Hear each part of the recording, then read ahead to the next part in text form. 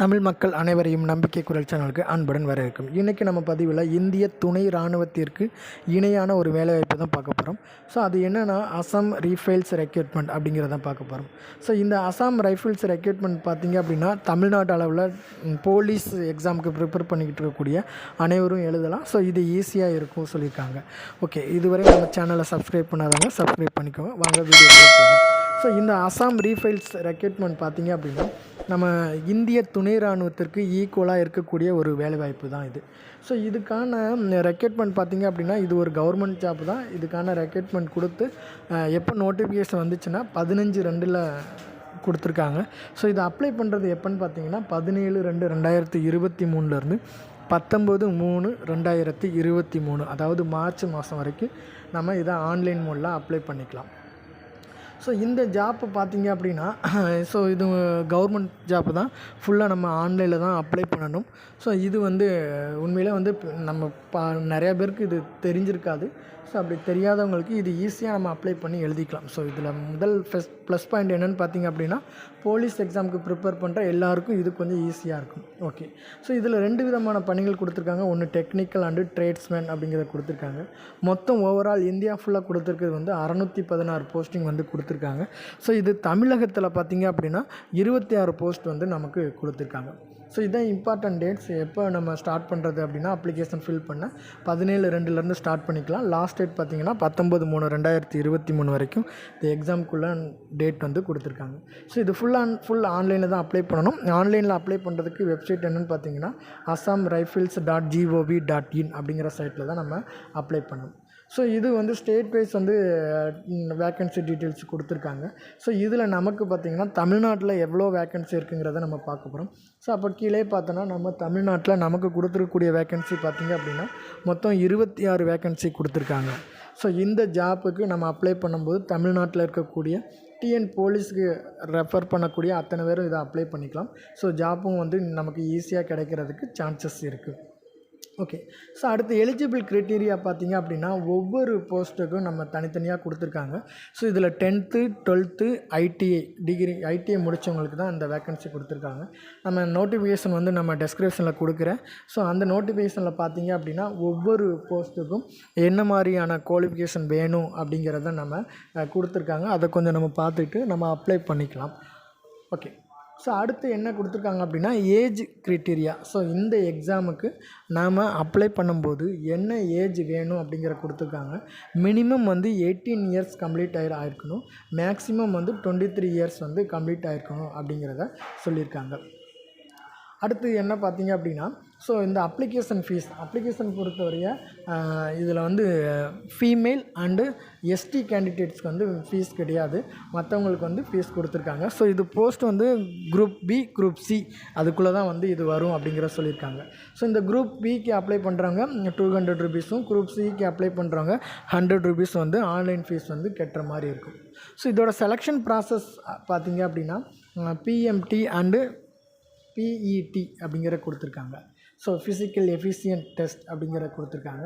அடுத்து skill test, அதாவது skill test அப்படி இல்லைன்னா ட்ரேட் டெஸ்ட் இருக்கும் அப்படிங்கிற சொல்லியிருக்காங்க. ஸோ இதில் செலெக்ஷன் ப்ராசஸ் பார்த்திங்க அப்படின்னா இந்த ஃபிசிக்கல் டெஸ்ட்டில் வச்சே நமக்கு மேக்ஸிமம் செலக்ட் பண்ணிடுவாங்க. ஸோ இந்த நம்ம திரும்ப சொல்லுதுன்னா தமிழ்நாடு போலீஸ் எக்ஸாமுக்கு ப்ரிப்பேர் பண்ணுறவங்க இதை ஈஸியாக எழுதி நம்ம சக்ஸஸ் பண்ணிக்கலாம். ஸோ அதுக்கப்புறம் ரிட்டன் எக்ஸாம் இருக்கும், டாக்குமெண்ட் வெரிஃபிகேஷன் இருக்கும், தென் மெடிக்கல் எக்ஸாம் இருக்கும். ஸோ இதெல்லாம் கம்ப்ளீட் பண்ணணும். ஓகே, நம்ம முன்னாடியே பார்த்தது இந்த வேலைக்கான ரேலி எப்போ இருக்கும் அப்படின்னா மார்ச் 1 டேட் சொல்லுவாங்க அப்படிங்கிறதையும் நோட்டிஃபிகேஷனில் கொடுத்துருக்காங்க. ஓகே, ஸோ இந்த ஜாப்புக்கு நம்ம எப்படி அப்ளை பண்ணுறது அப்படின்னு பார்த்திங்க அப்படின்னா ஃபஸ்ட் நம்ம இந்த வெப்சைட்குள்ளே போகணும். www.assamrifles.gov.in போகணும்.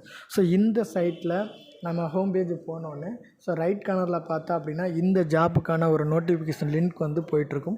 அந்த நம்ம லிங்க்கை கிளிக் பண்ணோம் அப்படின்னா அதில் போய்ட்டு நம்மளுடைய டீட்டெயில் அப்ளிகேஷன் ஃபார்ம் ஓப்பன் ஆகும். நம்மளுடைய டீட்டெயில்ஸ் எல்லாமே சென்ட் பண்ணணும். ஸோ இந்த எக்ஸாமுக்கு நம்ம அப்ளை பண்ணுறதுக்கு முன்னாடி ஃபோட்டோ வச்சுக்கணும், சைன் வச்சுக்கணும். தென் நம்மளோட டீட்டெயில்ஸ் எல்லாமே கரெக்டாக கொடுக்கணும். அப்போ தான் இதில் எதுவும் தவறுகள் வராமல் நம்ம பார்த்துக்கலாம். ஓகே, இதுதான் பார்த்தீங்கன்னா அஃபிஷியலாக கொடுத்துருக்கக்கூடிய நோட்டிஃபிகேஷன் நம்பர் கொடுத்துருக்காங்க. ஸோ எப்போனா டேட்டட் ஜனவரி 29 சொல்லிட்டாங்க. பட் இது அப்ளை பண்ணக்கூடிய டேட் வந்து 17 தான் கொடுத்துருக்காங்க. ஓகே, ஸோ இந்த நோட்டிஃபிகேஷனில் வந்து நான் டெஸ்கிரிப்ஷன் லிங்க்கில் கொடுக்குறேன். ஸோ நீங்கள் அதில் போய் நம்ம பார்த்துக்கலாம்.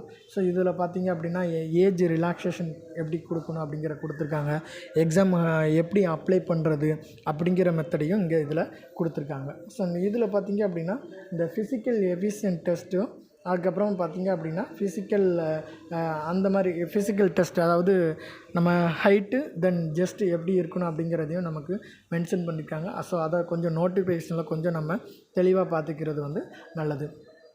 ஓகே, இதில் பார்த்தீங்க அப்படின்னா ஜென்ஸை பொறுத்தவரைய 165 இருக்கணும், லேடிஸை பொறுத்தவரைய 76 சென்டிமீட்டர் இருந்தால் போதும் ஹைட்டுக்கு வந்து சொல்லியிருக்காங்க. ஸோ அதே மாதிரி ஃபிசிக்கல் ஸ்டாண்டர்ட் டெஸ்ட்டு அது அவங்களுக்கு வந்து என்ன அப்படின்னா அதுவும் நமக்கு கரெக்டாக வந்து மென்ஷன் பண்ணியிருக்காங்க. ஓகே, ஸோ இப்போ நம்ம தமிழ்நாடை பொறுத்தவரைய நம்ம ஸ்டேட்டில் மொத்தம் ஓவரால் வந்து 26 போஸ்டிங் வந்து நமக்கு கொடுத்துருக்காங்க. ஸோ அதுவும் கேட்டகரி வைஸாக வந்து நமக்கு கொடுத்துருக்காங்க. அது என்னங்கிறத பார்ப்போம்.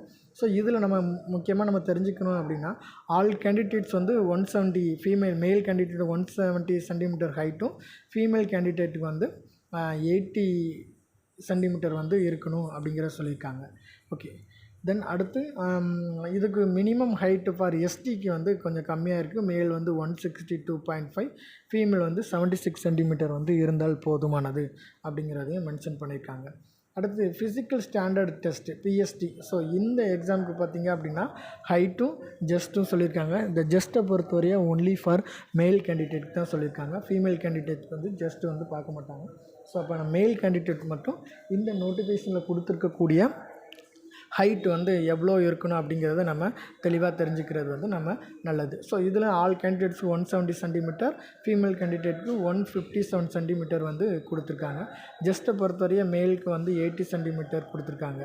சரியா? ஸோ எக்ஸ்பெக்ட் பண்ணுறது வந்து 85 வரைக்கும் இருக்கும். ஸோ மினிமம் 80 பாயிண்டாச்சும் நமக்கு இருக்கணும் அப்படிங்கிறதையும் நமக்கு மென்ஷன் பண்ணியிருக்காங்க. ஓகே, ஸோ அடுத்தாப்பில் நம்ம என்ன பார்க்க போகிறோம் அப்படின்னா இந்த என்ன மாதிரி இருக்கும் அப்படின்னா ஸோ இதோட செலெக்ஷன் ப்ராசஸ் வந்து 2 டெஸ்ட்டு, ஃபிசிக்கல் எஃபிஷியன்ட் டெஸ்ட்டு அப்புறம் ஃபிசிக்கல் டெஸ்ட் இருக்குது. தென் இதை முடித்ததுக்கப்புறமா ரிட்டன் எக்ஸாம் எழுதணும், then certificate verification, then going to the job அப்படிங்கிற சொல்லியிருக்காங்க. ஸோ இதில் ஸ்டேட் வைஸ் வந்து ரெக்ரூட்மெண்ட் சொல்லியிருக்காங்க. இதில் நம்ம டிஸ்ட்ரிக்கு நம்ம ஸ்டேட்டுக்கு பார்க்கும்போது தமிழ்நாட்டை பொறுத்தவரைய பார்த்திங்க அப்படின்னா மொத்தம் 26 பணியிடங்கள். அந்த 26ம் தனித்தனியாக கொடுத்துருங்க. கிளர்க்கு, பர்சனல் அசிஸ்டன்ட் ஒரு ஜாப் கொடுத்துருக்காங்க, எலக்ட்ரிஷியன் ஃபிட்டர் வந்து 1 இருக்குது, லைன்மேன் ஃபீல்டு 3 ஜாப் கொடுத்துருக்காங்க, radio and line operator 8 posting கொடுத்துருக்காங்க, ரேடியோ மெக்கானிக்கு 1, எலக்ட்ரிஷியன் மோட்டார் வெஹிக்கிள் 1 கொடுத்துருக்காங்க, தென் ப்ளம்பர் ஒர்க் கொடுத்துருக்காங்க, நர்சிங் அசிஸ்டன்ட் 1 கொடுத்துருக்காங்க, பேராமெட்ரிக்ஸ் அது 1 கொடுத்துருக்காங்க, குக் பார்த்திங்கன்னா 5 கொடுத்துருக்காங்க, அடுத்து வாஷர்மேன் பார்த்திங்கன்னா 1 கொடுத்துருக்காங்க. ஸோ ஓவரால் பார்த்திங்க அப்படின்னா நமக்கு 26 போஸ்டிங் வந்து நம்ம கொடுத்துருக்காங்க. ஸோ நமக்கு இது ஓகேவாக இருக்குமோ அந்த ஜாப் எடுத்து நம்ம அப்ளை பண்ணிக்கலாம். Okay viewers, thank you to all.